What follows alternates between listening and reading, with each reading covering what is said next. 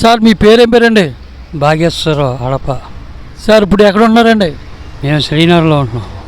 Sir ఇప్పుడు తెలుగుదేశం తరఫున పల్లా శ్రీని గారికి అలాగే వైఎస్ఆర్సీపీ తరఫున గుడివాడ అమర్నాథ్ గారికి సీట్ ఇచ్చారు కదా ఎమ్మెల్యేగాను. ఇప్పుడు ఎవరిని కోరుకుంటున్నారండి? ఎవరన్నా ప్రజలకి, సమాజానికి, యూత్కి మంచి చేసిన వాళ్ళు కావాలని చెప్పి కోరుకుంటాం. అలాగే సీఎం రేసులో చంద్రబాబు నాయుడు గారు, జగన్మోహన్ రెడ్డి గారు ఉన్నారు కదా, ఇద్దరిలోకి ఏ నాయకుని కోరుకుంటున్నారండి?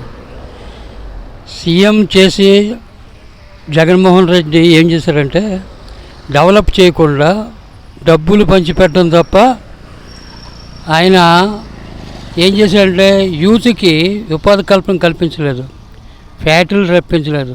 ఏదన్నా సరే సమాజానికి రాబడి రప్పించి దాన్ని వినియోగించి పేద ప్రజలకి అది రాజకీయంగా ఉపయోగిస్తే ఎంతో ఉపయోగపడుతుంది.